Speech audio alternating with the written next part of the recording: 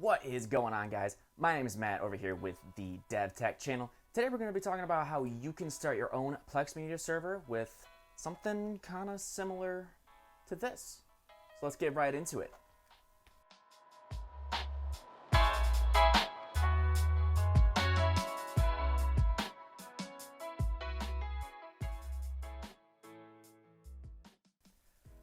Alright everybody, before we get into the nitty-gritty of the video, I did want to go over a couple of things we are going to need. So before we get started, what you're going to need is, you're going to need something like an old PC. You're going to need something that maybe you don't care about, or maybe you built a new PC or bought a new one, and you have a laptop or an old computer kicking around somewhere. Something you don't really care too much about, care if it's on or not 100% of the time. Because when you're starting a Plex Media server, you're going to want a machine to be on 100% of the time, anytime you want to watch any of your media on across any of your devices. So you're going to need something like this. For example, this HP ProDesk G3. It's a mini form factor PC. It was my very first Plex server. And this is nothing impressive spec-wise. It's got a 7th gen i5 in it. I did upgrade to 16 gigs of RAM in it just for some better transcoding. But other than that, it only had a 480 gig solid state drive in there, so really not too much space for storage. And storage is going to be another big topic we get into in probably another video. But this is just for the bare bone basics on how to get a Plex Media server started for the least amount of money. And we're going to need to download Ubuntu, which is a Linux-based operating system. It's completely free, and I'll show you how to get and install Ubuntu, as well as installing your Plex Media server on that operating system once we get it up and running. Now, I did want to talk a little bit about storage, so let me put that PC down. And when you're starting off with storage, it can be something as simple as a setup like this. And this is just a 128 gigabyte solid state drive, which I just have for an example. This is the only thing I could find for solid states that aren't currently being used. But it is just connected to an eSATA reader. And you basically just plug this into the solid state, plug this into your PC that you want to host a whole bunch of stuff on, and then boom, you immediately have more storage for your media files, or if you want to have a scratch disk for cache, anything of that sort. So it's a very simple process. If you're going to be going the mechanical 3.5 millimeter route with a hard drive, or as a lot of you may know these things, looking like this. This is just a Seagate 1 terabyte drive. You are going to need something a little bit beefier, something that looks like this. And what this is going to do is it's going to do the exact same thing that this e-reader does, except it is going to require, and see if we can get into the focus here. You are going to need that DC power port to give designated power to the hard drive so that the disk can spin. Anyway, let's get right into the nitty-gritty, and let's find and install Ubuntu, and let's install the Plex Media server. So I will see you guys over there. Alright guys, we are back, and we are currently looking at the Ubuntu desktop download splash page. All we would do is, on a computer that you are using, is just go into Google and search Ubuntu download. Typically, it's always going to be the first link, and it will bring you right here.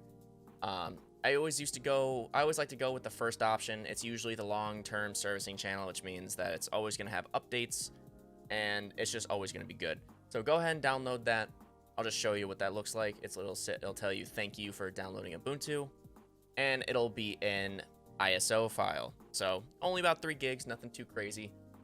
Now, if you were going to do this on bare metal, you would need to do something like create a bootable thumb drive or flash drive with something called Rufus. I always love using Rufus just because it hosts a bunch of different file formats, and it's super easy to go through with Windows. And I always use the portable version anytime I'm going to work, or from home, or if I'm using something at my home lab or anything like that. This is the user interface right here. Super simple. All you need to do is just select the ISO, which for example, it has the Ubuntu desktop. Choose the device, and that'll typically be your flash drive, and you'll just hit start. Super easy. I'll go through how to use Rufus in a different tutorial, but as of right now, let's just keep rolling. I'm not going to be installing Ubuntu or my Plex Media server on bare metal today. I'm actually going to be using my Hyper-V module, and we're just going to open this up. I already have everything configured, so we're gonna go ahead and hit start, and it'll bring you to this. So it's just gonna ask you like what do you want. And what's cool about Ubuntu is that it's really cool that you can use this for troubleshooting as well as just a standalone operating system. For this instance, we're going to choose option 3, which is install Ubuntu. And then it'll start unpackaging Ubuntu and going through all of this. So we'll give this another minute or two here, and Ubuntu should start doing some prereq checking. And then it should say check finish, no errors found. Excellent. Alrighty, now we should start getting right into the nitty-gritty of the installation here. So hoping this goes by pretty quickly. If not, I will have to edit this part out.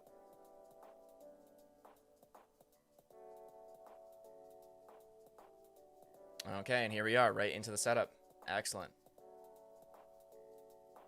Let the UI load, and it's just going to ask you, do you want to be in English? Perfectly fine. We are United States English, so that's also fine. Normal installation. I always leave download updates while installing Ubuntu. That just makes sure that you have the latest and greatest updates. Not a big deal. Click continue. Now, if this was bare metal, we're just going to keep going with erase disk and install Ubuntu. Nothing too crazy.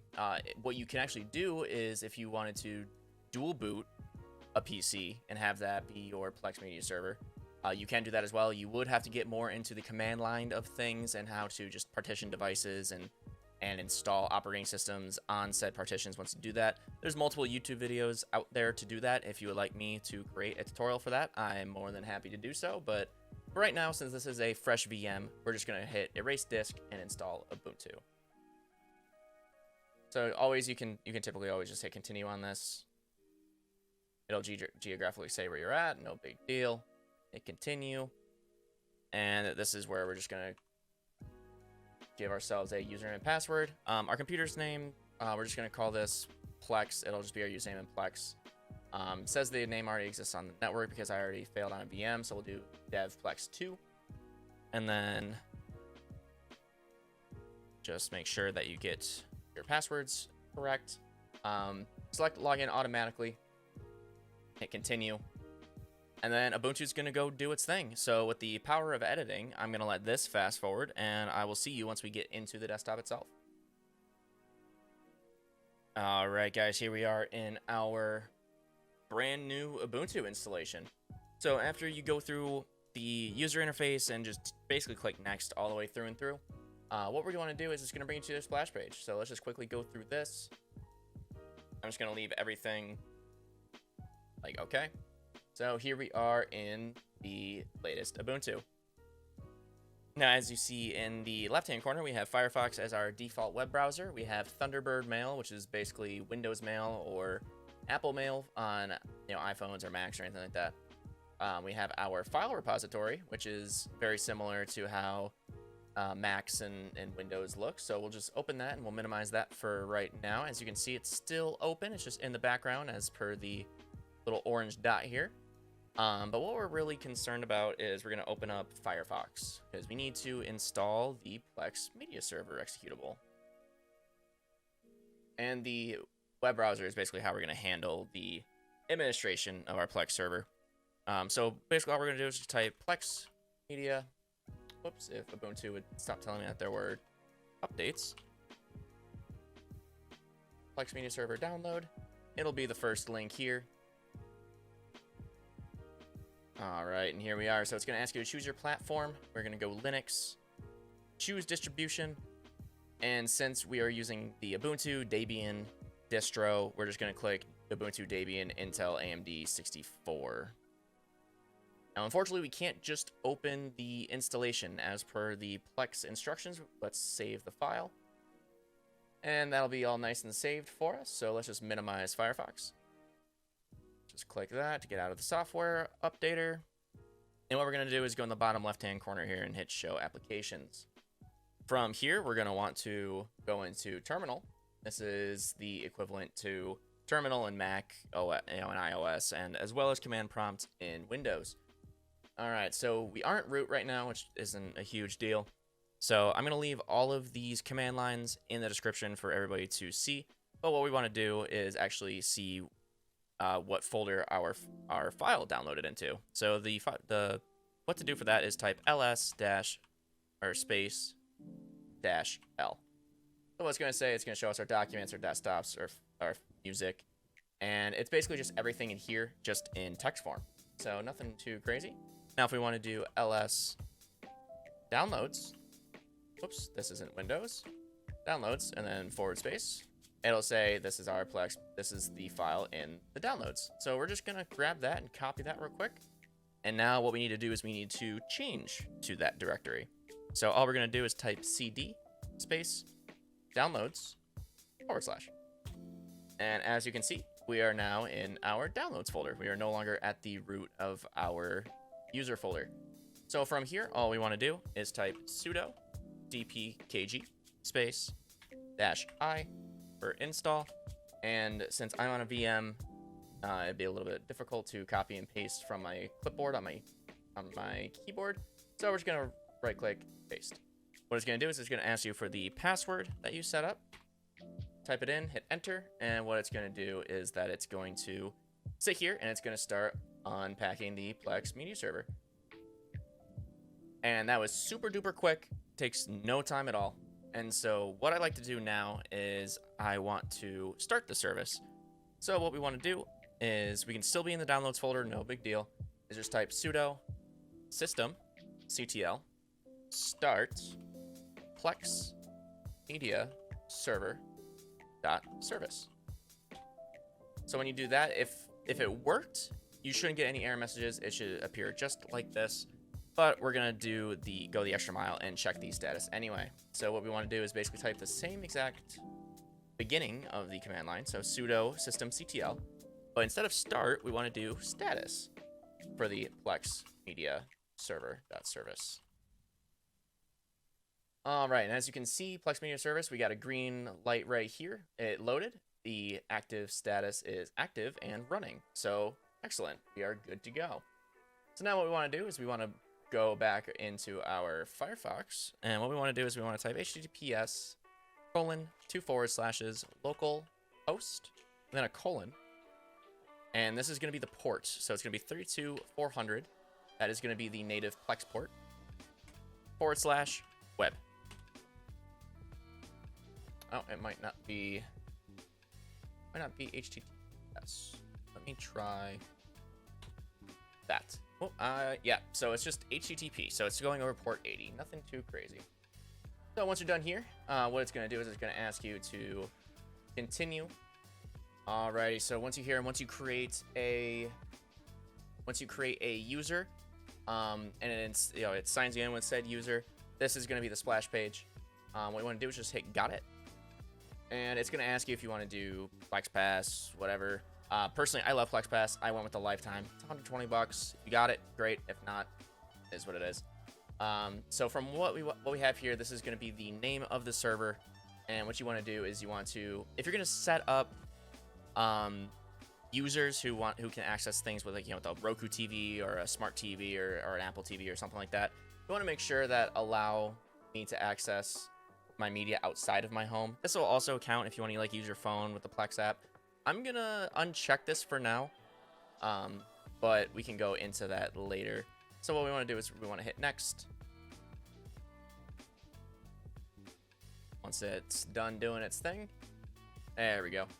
All right, so this is where you want to add some of your library. Now this is under the assumption that you already have DVDs ripped or Blu-rays ripped, or you have maybe movies that you bought online that you have local downloads to, and they're already in a folder of some sort. What we want to do is we want to hit library. I'm going to choose movies just for this. I'm just going to keep calling it movies. And it's going to ask for the folder. What we want to do is do library.